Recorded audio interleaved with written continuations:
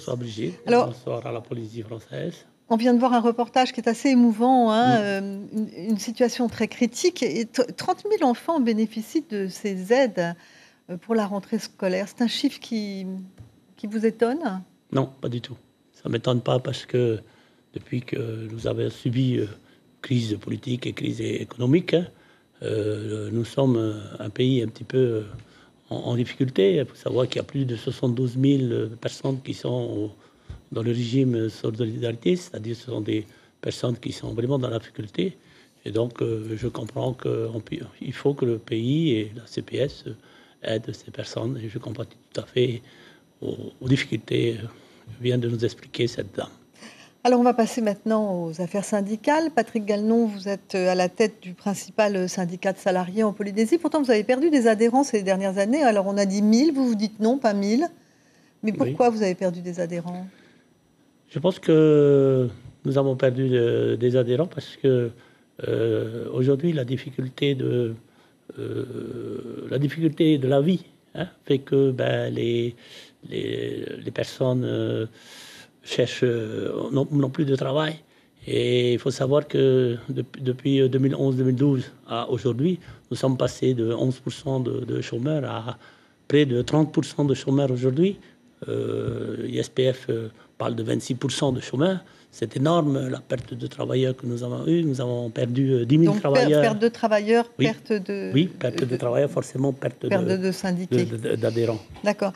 Vous ne vous êtes pas senti trop seul ce matin, alors que Mainouï Temari et Jean-Paul Ourima ont quitté la CSTP pour fonder leur propre syndicat?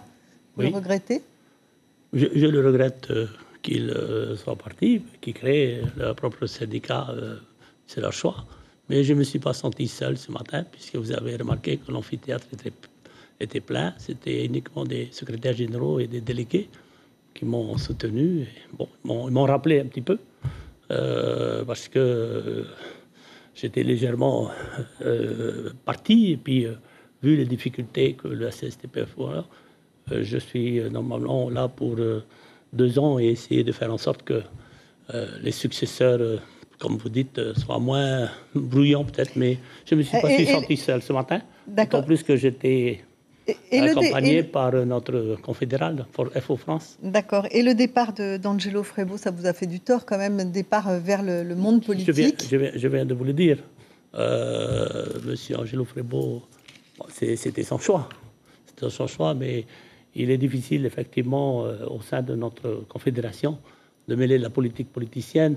Et le syndicat, parce qu'on ne veut pas être assujetti ni à un parti politique, ni à l'État, ni au territoire. Nous avons nos choix, nos combats. Alors, quelles sont vos priorités aujourd'hui? La priorité, vous venez, le reportage est parlant. Hein, c'est la PSG. La PSG, c'est quoi? C'est la retraite, et puis c'est la santé, et c'est la famille. Vous vous êtes dit contre toute réforme, là, dernièrement? Non, c'est pas vrai. Nous ne sommes pas contre toute réforme. Il faut vous rappeler qu'en 2010, j'avais fait un rapport au CSC où nous avons proposé 109 recommandations.